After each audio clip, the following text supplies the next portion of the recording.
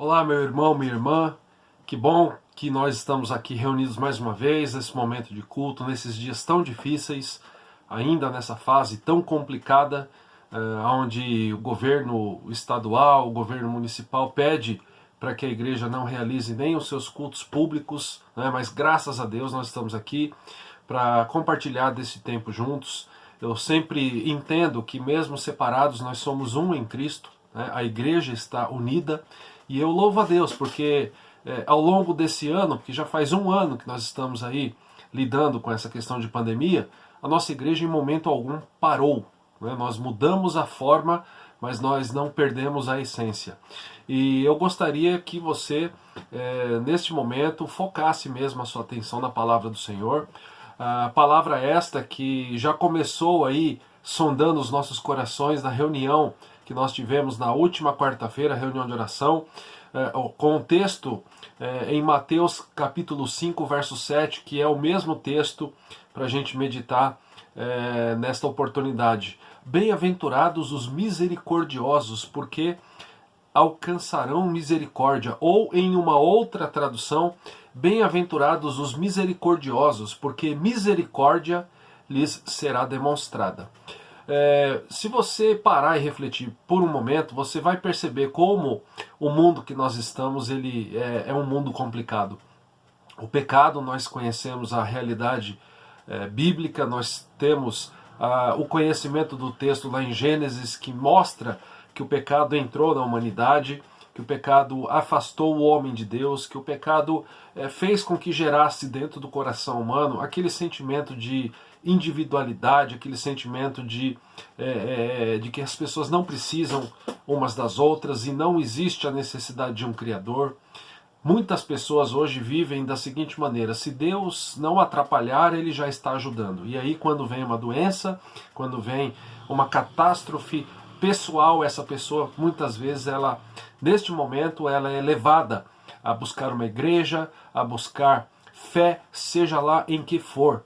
Né? E como nós vimos aí na semana passada, nós devemos ter fé. O custo do discipulado, o custo de seguir Jesus, significa termos, né, amor. O custo do amor foi o primeiro tópico da mensagem, né, de domingo passado. Mas amor da maneira certa. Né? Amar sabendo quem nós estamos amando, sabendo o que nós estamos amando. Não é simplesmente você ter aí fé. Porque tem gente que tem fé em planta, tem gente que tem fé em cristal, e tem gente que tem fé em, entre aspas, Deus, mas sem conhecer Deus, né? Sem ter o conhecimento da Escritura. Deus é a natureza, Deus é a mãe natureza, né? Para muitas pessoas. Mas o fato é que em um momento desse de crise, as pessoas, muitas delas são levadas a lembrar que existe, né, uma força maior, só que elas não têm o conhecimento dessa força maior. E eu e você temos, né? Porque o Senhor, além de dar para nós aquilo que dentro da teologia chamamos de revelação geral, né, que até incrédulos têm, por exemplo, textos que dizem que Deus faz cair a sua chuva sobre justos e injustos, pessoas que olham, né, para questões que apontam para a grandiosidade de Deus. Por exemplo, você não entende, assim como eu, que a natureza é a mãe natureza, mas a gente quando olha para a natureza, para belos lugares, para a criação, a gente vê a glória de Deus estampada ali. Não é que um rio bonito, uma cachoeira bonita, como nós temos algumas aqui na nossa cidade, ela em si ela é Deus, mas ela reflete a glória do Criador. Né? Só que além desta revelação geral, nós temos a revelação especial, né, que a teologia entende como o quê? Como o chamado que Deus tem para nós, né, chamado que Calvino diz que é irresistível, né, que deixa claro para nós a ideia de que nós fomos escolhidos pelo Senhor antes da fundação do mundo e escolhidos para ter fé nele, para ter fé, né, no Deus Pai, Filho e Espírito Santo, para olhar para Jesus e entender que de fato Ele é o Deus que se fez homem e habitou entre nós. E este Jesus, Ele ensina aqueles que o seguem, ou seja, os seus discípulos, e ensinando-os através de palavras. E no começo do Sermão do Monte, no texto das bem-aventuranças, nós, dentre outras, temos essa: bem-aventurados os misericordiosos. Então, meus irmãos, olha só que paralelo interessante. Se nós vivemos em um mundo que muitas vezes ele é um mundo egoísta, as pessoas, a conjuntura da sociedade em geral, mundial, a gente poderia dizer, é uma conjuntura de falta de amor e de egoísmo, nós, como discípulos do Senhor, como homens e mulheres que além de olhar para a criação, além de termos a revelação geral, temos a revelação especial de olhar para a palavra do Senhor e entender, né, que é a revelação de Deus, que ali Deus se revela como Ele é.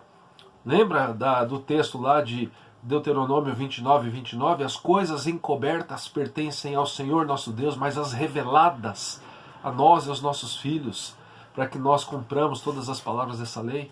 Né? Então, o que o Senhor espera de nós? Que no meio desta geração arrogante, no meio dessa geração que vive atirando farpas para tudo que é lado, nós demonstremos um outro caminho, ou seja, o caminho da misericórdia. Nós não podemos afirmar que pessoas que não conhecem a Deus, elas não têm atos de misericórdia.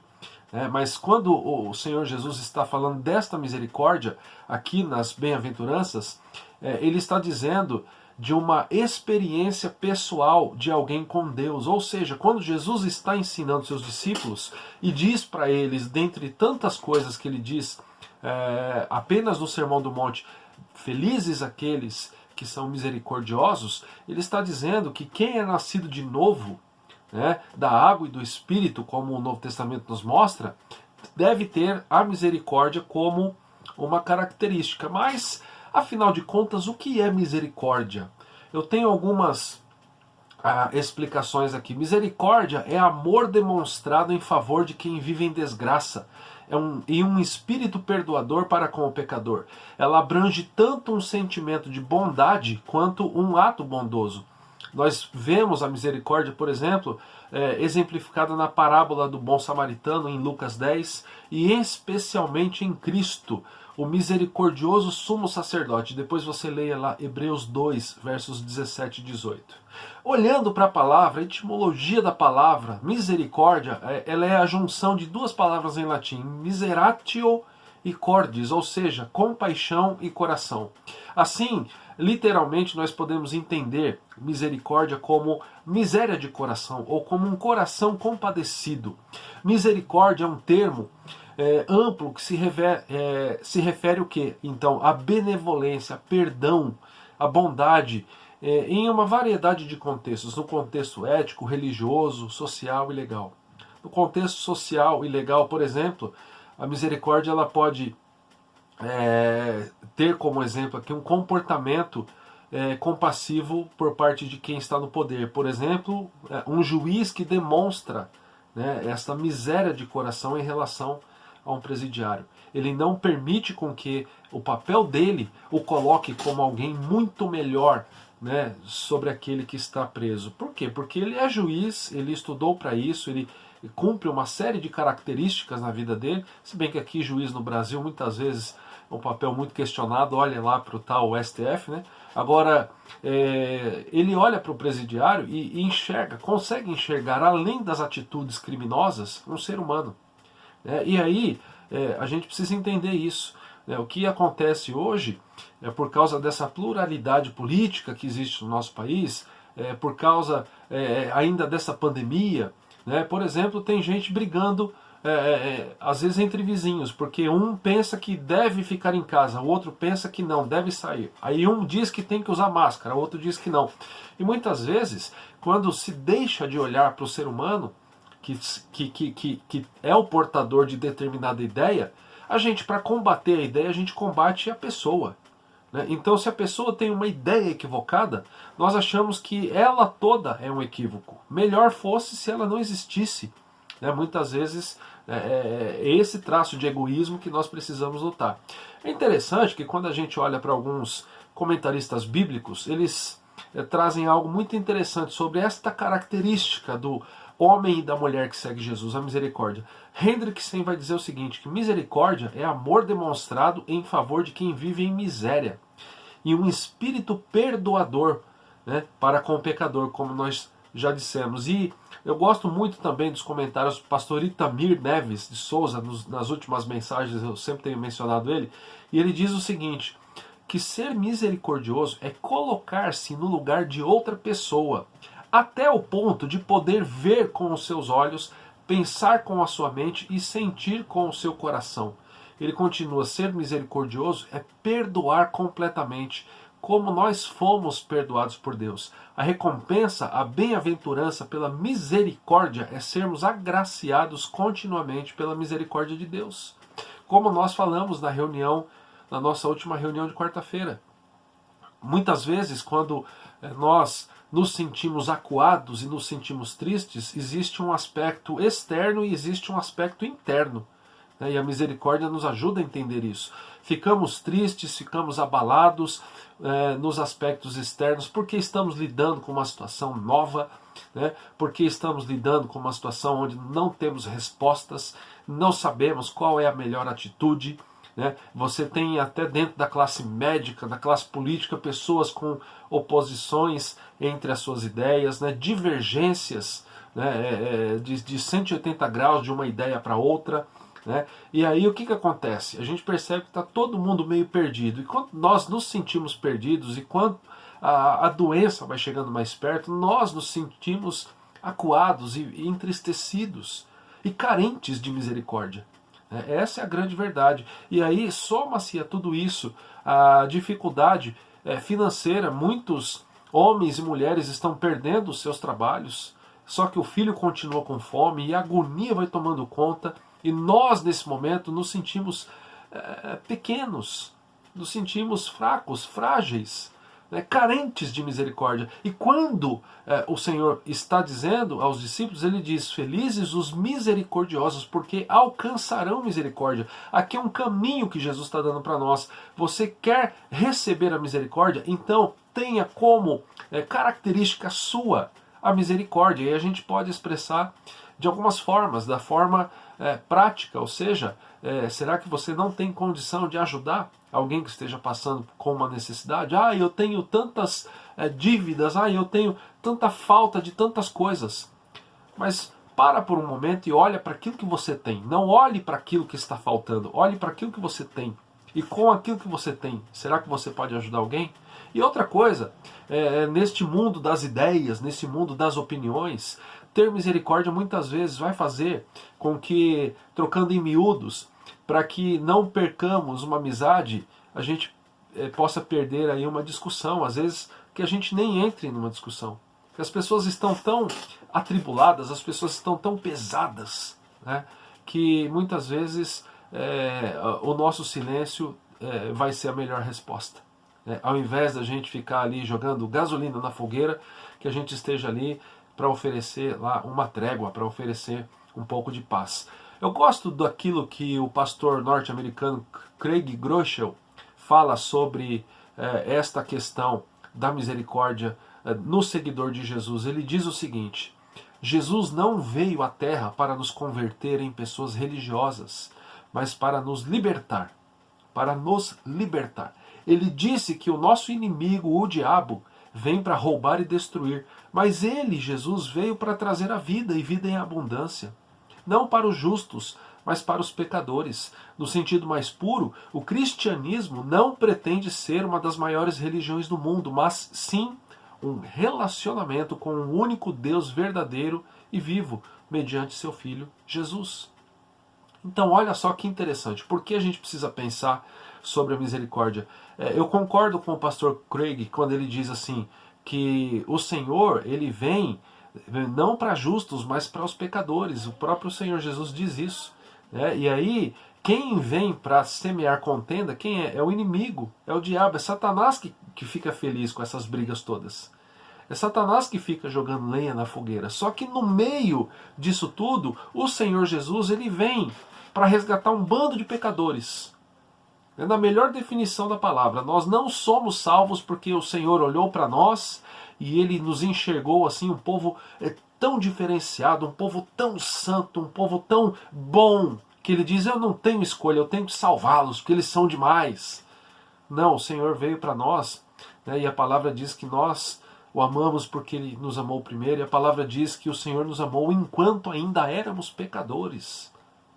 Então, ou seja, o fato de eu ter fé em Jesus Cristo e você também, demonstra a misericórdia de Deus sobre nós, porque nada existia de bom em nós para fazer o Senhor não ter outra escolha a não ser nos resgatar, entregar o Filho para morrer no nosso lugar. Mas a misericórdia está no ato do Senhor, na cruz do Calvário, estender os braços e dizer: Pai, seja feita a tua vontade. Então, quando a gente olha para essa palavra de Jesus, bem-aventurados os misericordiosos, porque eles alcançarão misericórdia. Meus irmãos, para que a gente consiga expressar essa misericórdia para as pessoas, nós precisamos pensar naquilo que Deus já fez por nós. E existe um outro aspecto também, essa misericórdia que o Senhor espera ser uma qualidade encontrada nas nossas vidas, ela deve ser exercida em primeiro lugar aos da família da fé, mas não limitar-se a eles. Olha só, então entre nós, entre o povo que se reúne como igreja, nós devemos fazer o bem. Gálatas 6,10 diz o seguinte: por isso, enquanto tivermos oportunidade, façamos o bem a todos, mas principalmente aos da família da fé. Na verdade, o que Paulo está dizendo é que nós devemos buscar o bem a todos, mas principalmente entre nós, igreja. Nós precisamos demonstrar essa miséria de coração, ou seja, considerar o próximo superior a nós mesmos, né? Como outro texto da Escritura diz. Mas a verdade, esta misericórdia não deve ser apenas realizada entre nós, mas em prol de todos os homens, e não excluindo nem mesmo aqueles que nos odeiam e nos perseguem, como Igreja de Cristo. Olha o que diz Mateus 5, do 44 ao 48, ainda dentro do Sermão do Monte. Ouvistes o que foi dito: amarás o teu próximo e odiarás o teu inimigo. Eu, porém, vos digo: amai os vossos inimigos e orai pelos que vos perseguem, para que vos torneis filhos do vosso Pai Celeste, porque ele faz nascer o seu sol sobre maus e bons, e vir chuvas sobre justos e injustos. Porque se amardes os que vos amam, que recompensa tendes? Não fazem os publicanos também o mesmo? E se saudardes somente os vossos irmãos, que fazeis demais? Não fazem os gentios também o mesmo?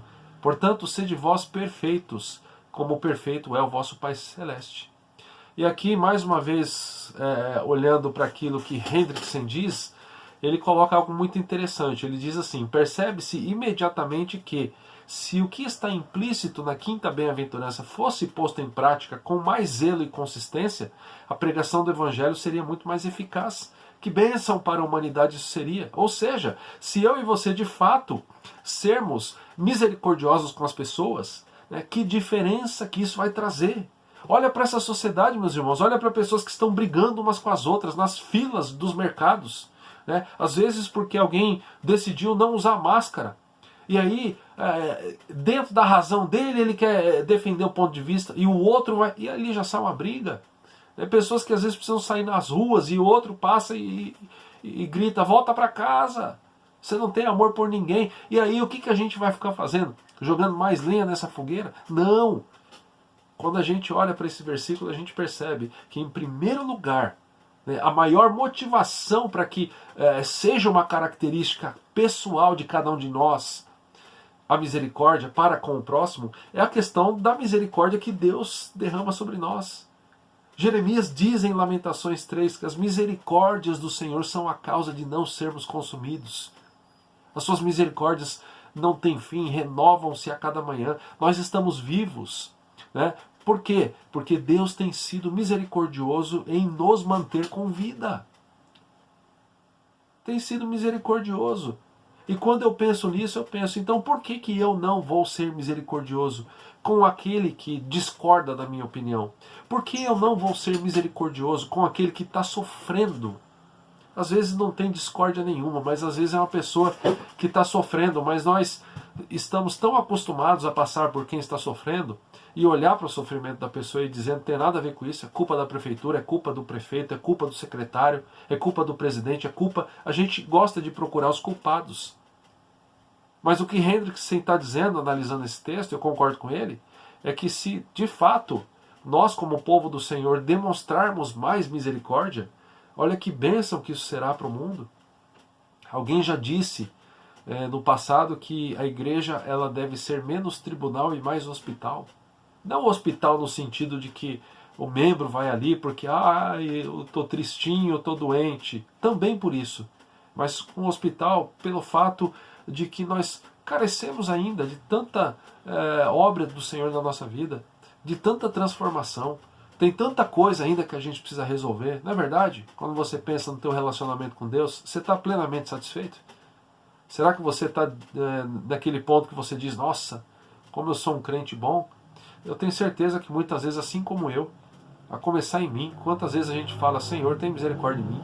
Tem misericórdia, Pai. Como eu sou pecador, como eu falho, como eu me distraio com outras coisas, como eu às vezes quero criar um Deus à minha própria imagem e semelhança, flertando muitas vezes aí com a questão de idolatria. Quantas vezes nós amamos pessoas, ou amamos objetos, coisas, dinheiro, mais do que a Deus. Ah, pastor, isso não é comigo não, então veja como você gasta o teu tempo.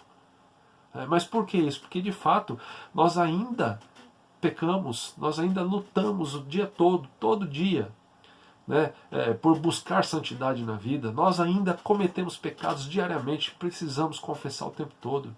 E mesmo assim, meus irmãos, Deus tem derramado graça, Deus tem derramado o seu amor e tem derramado misericórdia sobre cada um de nós. Então,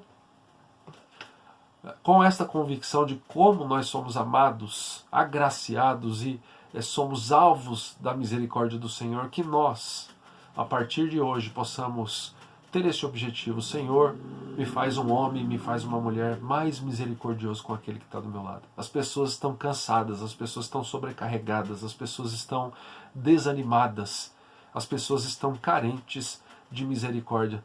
Diria, sem medo de errar, que nos nossos dias a misericórdia é uma das maiores necessidades. Maior talvez até, eu vou arriscar dizer, do que a vacina da Covid, que tanto nós precisamos.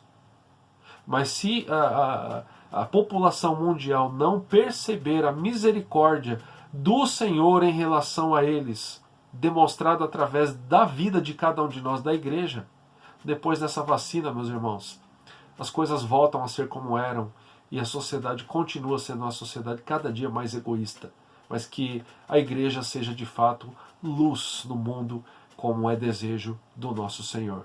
Que eu e você sejamos, para a honra e glória do Senhor e para a alegria dele, para a alegria do seu coração, mais misericordiosos. Vamos orar? Obrigado, Pai, pela tua palavra, que diz que bem-aventurados os misericordiosos, porque alcançarão misericórdia. Obrigado porque o Senhor tem sido um Deus de amor, de graça e de misericórdia, e tem derramado isso nas nossas vidas todo dia, perdoado os nossos pecados, caminhado conosco. E que o Pai, que este sentimento de gratidão pela tua misericórdia seja tão grande a ponto de que as pessoas vejam em nós também homens e mulheres misericordiosos. Nos ajuda, Senhor, neste desejo de parecermos mais com teu Filho Jesus. Nós pedimos, nós clamamos ao Senhor por isso.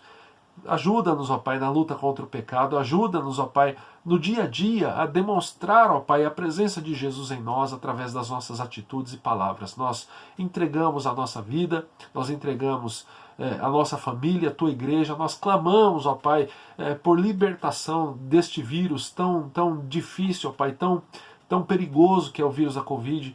Em nome de Jesus, livra-nos disso, ó Pai, livra o nosso país, livra este mundo, ó Pai, deste vírus, e que o Senhor continue derramando sobre a tua igreja graça e misericórdia. Nós oramos agradecidos em nome do Senhor Jesus. Amém e amém. Vamos receber a bênção agora. Que a graça do nosso Senhor e Salvador Jesus, que o amor do nosso amado e eterno Pai, que a comunhão e o consolo do Senhor sejam sobre nós, hoje e para todo sempre. Amém e amém. Que nessa semana o Senhor nos conceda oportunidades para sermos misericordiosos na vida das pessoas. Que Deus te abençoe.